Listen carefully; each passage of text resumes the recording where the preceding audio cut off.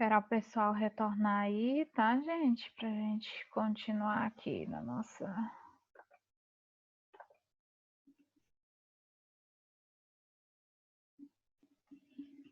Cadê o pessoal?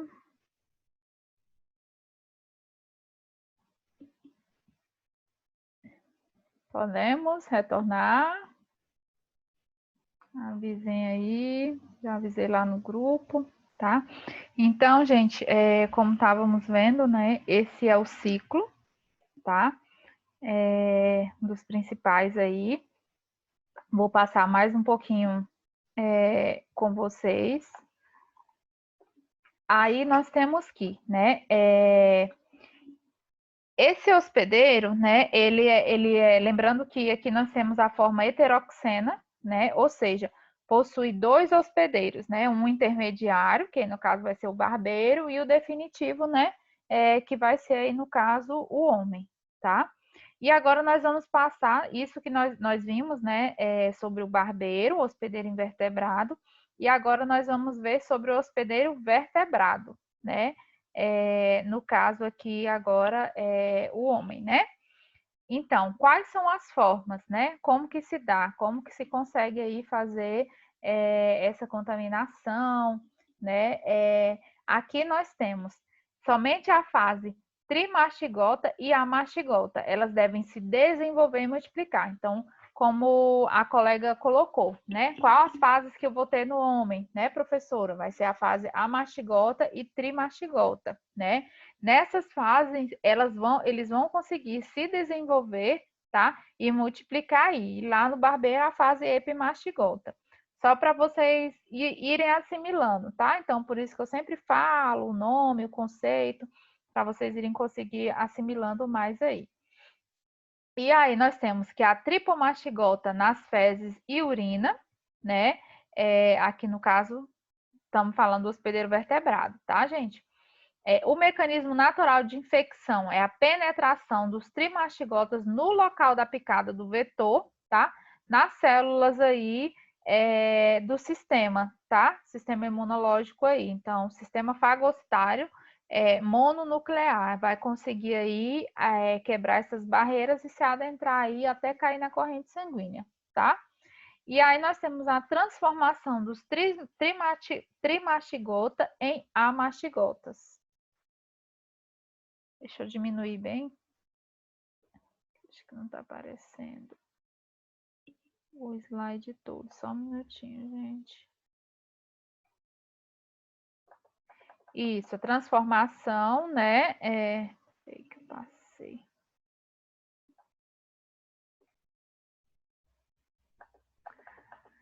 E a multiplicação intracelular aí vai ser através da divisão binária, tá? Vai se dividir, né, aí em duas células e vai se multiplicando, né? Vai conseguindo aí se reproduzir para ir multiplicando cada vez mais, tá? E aí nós temos que são liberados na célula para circulação sanguínea a transformação, né? Aí primeiro nós temos a transformação de amastigota, que é a sua fase intracelular, tá? Em tripomastigotas, que é a sua fase extracelular, liberados na célula para circulação sanguínea aí. Então é a forma com que ele consegue entrar aí, né? Esse vetor ele consegue aí contaminar através, né? E cair na nossa corrente sanguínea, esse parasita, tá? O hospedeiro invertebrado, né? Nós temos que, de que forma que acontece, né? Essa infecção aqui nos invertebrados? Através da ingestão de tripomastigotas ou hematofagismo, tá? Hematofagismo é o que, gente? É o hábito de se alimentar com sangue, né? E os barbeiros, eles se alimentam através do sangue. Então, através do sangue, eles vão se alimentar e vão se contaminar, né? Vão pegar a infecção na forma aqui tripomastigota. Vão pegar essa infecção, tá? E aí, no estômago, elas vão se transformar. No intestino médio, elas se multiplicam por divisão binária, tá? No reto, elas vão se diferenciar lá em tripomastigota, que é a forma mais infectante aí. Que aí, no caso, nós, seres humanos, já vamos pegar nessa forma, que é a forma mais resistente, mais infectante, tá? Forma mais latente, vamos dizer assim, da doença. Deixa eu dar uma diminuída bem aqui. Isso. Aqui eu coloquei de novo o ciclozinho aqui, tá? Para vocês verem, para a gente entender melhor. Aqui, né, no caso, o ciclo do barbeiro, e aqui nós temos o ciclo, né, do homem. A mesma coisa que a gente viu lá, tá, gente? A ingestão aqui é o barbeiro, né, através da alimentação de sangue e de outros animais infectados, ele vai se contaminar, né? E aí, no estômago, vai se transformar, essa larva, né, elas vão se transformar aqui em epimastigota, tá? Aí vai passar o quê? Para a porção do intestino, né? No intestino médio, eles vão se multiplicar, tá vendo? Ó, por divisão binária, né? E aí, no reto, ele vai se diferenciar, tá? Em trimastigota, e vai ser eliminado, que é a forma mais infectante aqui, no caso, para o homem, tá? E aí o homem vai se contaminar aqui da mesma forma também, como eu falei, né? No ciclo, ou através da picada, né? Desse barbeiro, tá? E aí vai entrar, né, na corrente sanguínea e vai estar causando a contaminação. Então, basicamente, esse é o ciclo, né, aí dentro das suas formas. Certo? Aí aqui também eu coloquei para vocês agora como que é o ciclo da doença de Chagas, né? Deixa eu dar uma aumentada aqui. Aqui nós temos que, né, o ciclo da doença. Os tripanossomos, eles se multiplicam de maneira assexuadamente no intestino, né, ali do barbeiro, cuja porção final fica repleta de chamadas formas infectantes. Então, os barbeiros, eles possuem os hábitos noturnos, né? À noite eles saem para fazer troca, para procurar o seu alimento, tá? Então, ele vai é o período que é mais fácil aí da contaminação, né? Vai acabar encontrando pessoas dormindo, picam, né? A pessoa, de preferência, eles preferem a parte mais delicada, então, geralmente vai ser aí mesmo no rosto, né? Porque é até mais fácil, né? De se adentrar aí na corrente sanguínea. E aí, ao picarem, eles defecam e liberam as formas infectantes dos parasitas, tá? Então, na hora da picada é que ele vai defecar, e aí aquela forma lá, né, que nós temos no reto, né, que é a forma tripomastigota, que é a forma mais infectante aí, né, que é a que vai estar caindo aí na nossa corrente sanguínea, tá? Vai infectar e a picada não dói. Como eu falei, né? Esses insetos, eles possuem na saliva uma substância anestésica. Então, essa substância, na hora você não sente nada. Passado o efeito da substância, aí sim a pessoa coça e introduz, né, os tripanossomos que estavam nas fezes do barbeiro no local da picada. Portanto, como eu falei antes para vocês, né, a transmissão dos parasitas ele não ocorre pela picada, e sim pelo ato da fricção aí que acabam caindo aí na nossa epiderme. Professora, eles cagam pelo bico? Não entendi. Você falou que eles bicam e sai a bosta, né? Isso, na hora que eles picam, tá? Eles já defecam no mesmo local, no mesmo momento, tá? Eles picam e aí já defecam. Então caga pelo bico. E aí, por isso, não é que eles vai ter a defecação pelo bico, não. É porque ao picar, eles vão defecar no local. Entendeu? Aí vai cair, aí, ó, aí vai cair, eles vão picar e vai defecar no mesmo momento. E aí, eu acho que é como se fosse. É porque ela tá achando que fica próximo do bico do ânus, mas é porque é uma reação dele ao picar, ele tem uma reação do organismo dele que faz cocô.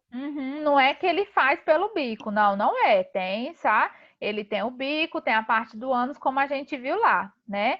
É uma reação realmente. Então, ao picar, automaticamente ali ele já vai defecar no local. A gente não viu que não é na hora, então ele vai defecar naquele local. E aí, ao a gente coçar ou ao friccionar, é que o parasita vai conseguir adentrar aí no nosso corpo. Deu para entender? Professor, então é pela picada ou pelas fezes que ocorre essa contaminação? Não é pela picada, tá? Então, antes até se achava que é pela picada. Não é, a contaminação é pelas fezes, tá? E aí, de nós coçar, né? A gente coça ou faz algum tipo de fricção, essas fezes elas vão conseguir aí se adentrar, tá? Não é pela picada, não. Tá? A contaminação ela se dá pelas fezes, que é a maneira mais infectante, mais agravante aí para nós seres humanos, que ela vai estar na forma tripomastigota. Lembra lá no ciclo do barbeiro? Eu mostrei para vocês que no reto que ele tem a forma mais infectante, que é a forma tripomastigota, que é na hora, né, que ele for dar a picada, ele vai defecar e vai depositar ali, né, as fezes com essas larvas que vão se adentrar aí no nosso organismo.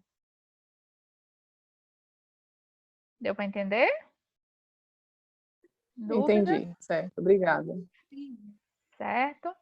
Tá. Aí, uma vez na pele, né, os tripanossomas, eles invadem a célula do tecido conjuntivo, como eu falei para vocês, né, a gente vai coçar. E aí vai invadir a célula aí do tecido conjuntivo e assumem a sua forma esférica intracelular, multiplicam-se novamente e após alguns dias eles arrebentam as células e acabam aí liberando no nosso sangue, né? Agora com a forma alongada, tá? Então é dessa forma que basicamente. Aí pela corrente sanguínea ele vai conseguir se espalhar, atingindo outros órgãos, entre eles o coração, que a gente tem, que é um dos órgãos aí que acaba sendo mais afetado, né, na doença de Chagas, que, né, o coração ele incha, ele aumenta de tamanho, né? Dúvidas? Parece que alguém ia falar alguma coisa. Aí, gente, as pessoas contaminadas, ao serem picadas por barbeiros, né, dão continuidade aí ao ciclo vital do parasita, tá? Vai, por exemplo, o barbeiro vai levar essa larva, mas ele pode se contaminar também, tá? Então, esse ciclo aí é dessa forma.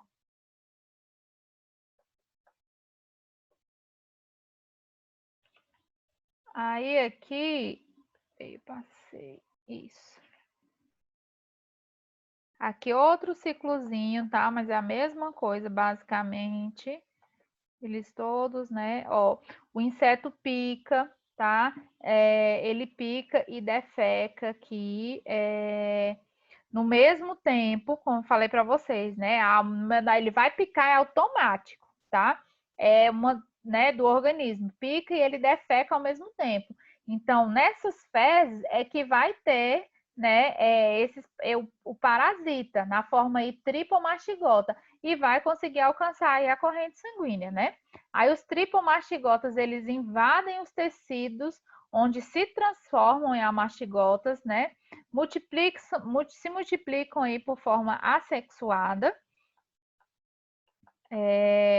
Aí os amastigotas, eles se transformam em tripomastigota, retornam aí ao sangue, tá? São absorvidos por outros insetos em uma nova picada, tá? Aí, por exemplo, aqui nada mais é que o ciclo inverso daquele que eu mostrei para vocês, né? Lá eu mostrei o barbeiro infectando o homem, e aqui é como o homem infectado, e essa infecção, né? Se o barbeiro picar o homem infectado, ele vai adquirir a infecção também, né? Porque ele adquire essa infecção através da picada e porque ele se alimenta do sangue, né? Então, se esse sangue ele picou o homem e esse sangue está contaminado, ele vai se contaminar. E aí aqui novamente transforma-se, né, em pemastigota no intestino.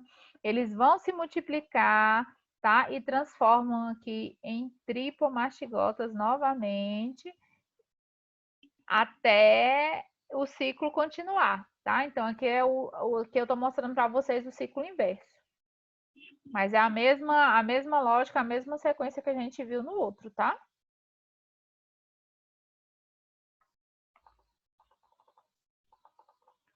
Então, aqui passando.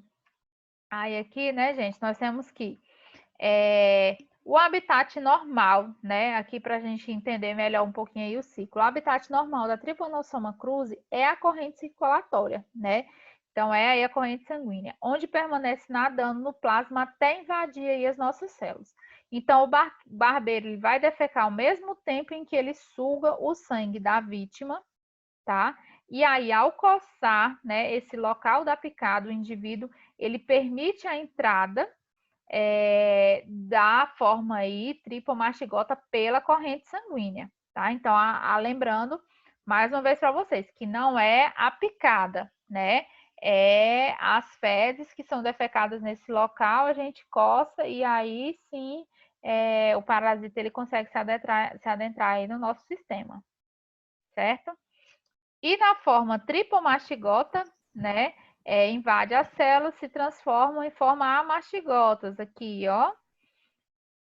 E os parasitas, eles se reproduzem, né, nas fibras musculares aí do coração, podendo originar outras formas semelhantes também e sanguinolentas, né, que aí vai ocasionar aí as doenças, né, principalmente aí cardíacas, tá?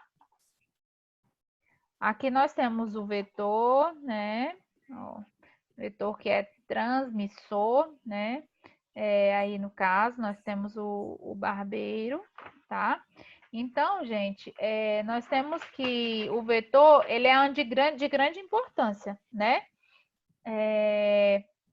O barbeiro, né? Ele é através dele que vai ser transmitido, né? E de que forma que se dá essa transmissão, né? É só pelo barbeiro, né? Existem outras formas também, né? Transfusão sanguínea é uma delas, né? Se a pessoa estiver contaminada e aí você vai receber aquele sangue contaminado, você vai se contaminar também, certo? Transmissão congênita, tá? Também é uma forma de contaminar. Acidentes laboratoriais também, né? Você vai se contaminar ali com o material, né? Com o sangue contaminado, então pode estar se contaminando. A transmissão pode ser oral, como a colega falou, né, professora? Mas se é pela picada, que agora a gente já entendeu, né? Que não é pela picada. Como que é a forma de transmissão? Como é, Pelas gente? fezes do barbeiro. Coçando, Isso. as fezes do barbeiro penetra no tecido. Isso mesmo. Maravilha. Isso mesmo. E aí, então, nós sabemos que essa é uma das principais formas, né, de transmissão, e aí a colega colocou para a gente. Mas, né, como que é essa forma de transmissão? E eles falam que a gente pode pegar, né, através do açaí. É a forma oral, tá? Ingerindo aí esse alimento que ele está contaminado. Esse pode ser através da amamentação, né? Então, se a mãe estiver contaminada, ela pode passar através do leite, pode ser através do açaí, né? Contaminado em determinadas regiões, a gente tem que tem muitos casos, né? Que são mais incidentes aí na região norte, região do Pará, região do Nordeste. Então, essa região que tem, né? Mais fabricação aí de açaí e acaba tendo essa maior contaminação, tá? Ingestão de alimentos contaminados com as fezes do triatomídeos, né? Que é as fezes do barbeiro, porque é através das fezes que a gente se infecta. Professora. Sim. Pode falar.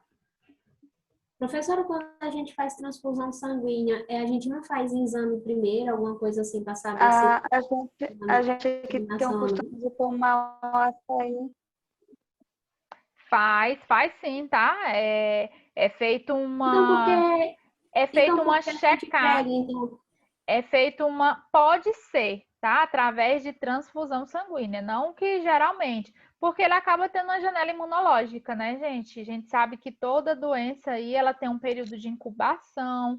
Ela tem esse período aí da janela imunológica que ele pode não apresentar, tá? E aí não vai sair nos exames. E aí pode acabar se contaminando. Professora, Ah, o nosso açaí aqui, é de costume a gente tomar ele congelado, né? Bate a polpa congelada e ele vira quase um sorvete. Vamos supor, esse negócio ele sobrevive a essa temperatura muito fria? Há muito tempo, um congelado? aí vai depender muito do meio, né? O tempo e tal, mas é possível, tá? Sim. Porque é Está. diferente o nosso açaí daqui para açaí do Pará, porque lá eles tomam batido na hora.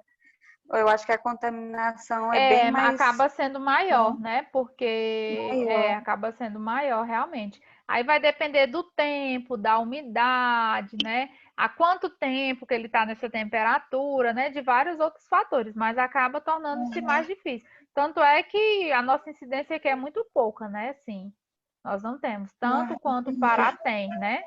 Talvez por essa questão aí, esse hábito mesmo que você falou, né? Que eles acabam, né, batendo ali, tomam um Eles açaí mais tomam batido líquido, na né, hora. na hora e tal. Então acaba aí se contaminando mais. Então essas são as formas, né, gente? Através de transplante também, tá, gente? Pode estar se contaminando, porque vai ter, né, acesso ali, vai ter contato, na verdade, com o sangue, tá? Caçadores com mãos feridas, né, pode estar se contaminando aí. Então, através das nossas mãos também, né, gente? É importante a gente, porque a lavar, mais uma vez, né, a gente vê a importância aí da lavagem das mãos, né? Se tiver contaminado, por exemplo, com essas fezes, né, a gente levar na boca é uma outra maneira de se contaminar também. Aí, gente, esse aqui eu trouxe mais a título de curiosidade mesmo, tá? Para vocês, esse relatozinho em que ele nos traz, né, que o ciclo do hospedeiro vertebrado, tá? Ele pode ocorrer em diferentes espécies de mamífero também. Nós temos que o homem, né, ele é o hospedeiro definitivo mais relevante, tá? Mas atualmente há evidências também de acontecimentos, né, em cães, gatos, tá? Em roedores, comensais, cobaias domésticas, são capazes de manter aí também, né, esse parasita da Trypanosoma cruzi na ausência de qualquer outra espécie hospedeira. Então, o primeiro contato, né, com o hospedeiro vertebrado aí, com a Trypanosoma cruzi, ela foi através mesmo da forma tripomastigota, né, que ela é eliminada nas fezes, né, e elas podem, que é a forma mais infectante, podendo invadir os primeiros tipos celulares que encontramos, tá? Podem ser os macrófagos, fibroblastos, células epiteliais, entre outras, que são as células aí que acabam, né, afetando aí o nosso sistema imunológico, tá? Agora nós vamos entrar nas fases, né, da patologia, né?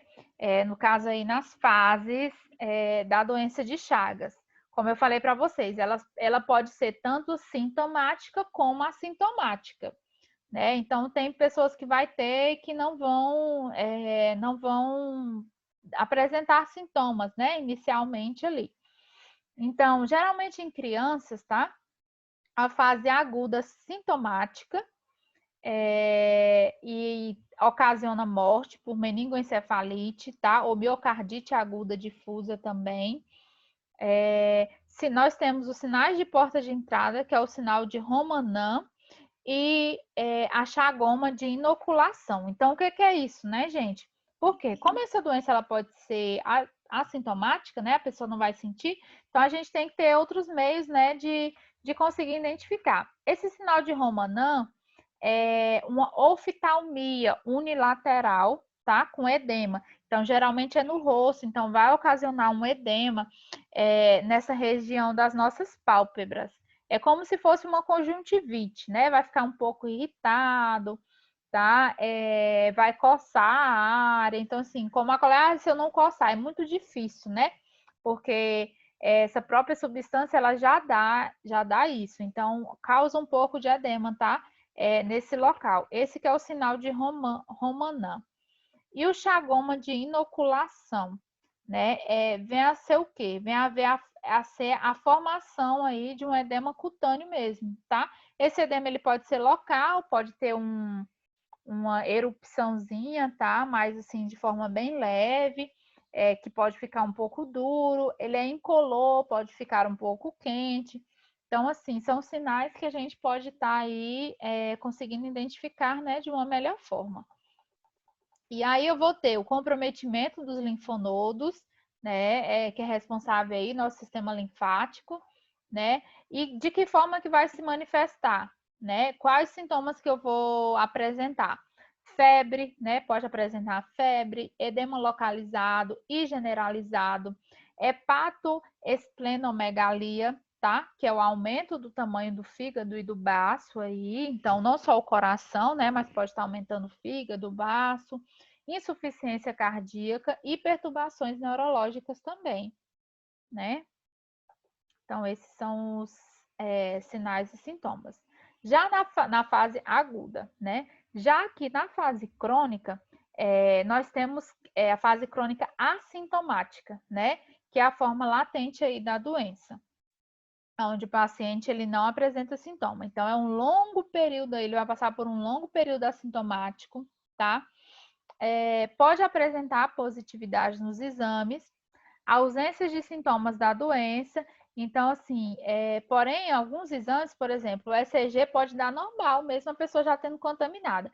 ECG é eletrocardiograma, tá, gente? É um exame que a gente faz no coração para saber se tem alguma alteração, tá? Caso vocês nunca tenham ouvido falar essa terminologia, eletrocardiograma, que é realizado no coração. Então, mesmo uma pessoa estando infectada, ele pode dar normal, tá?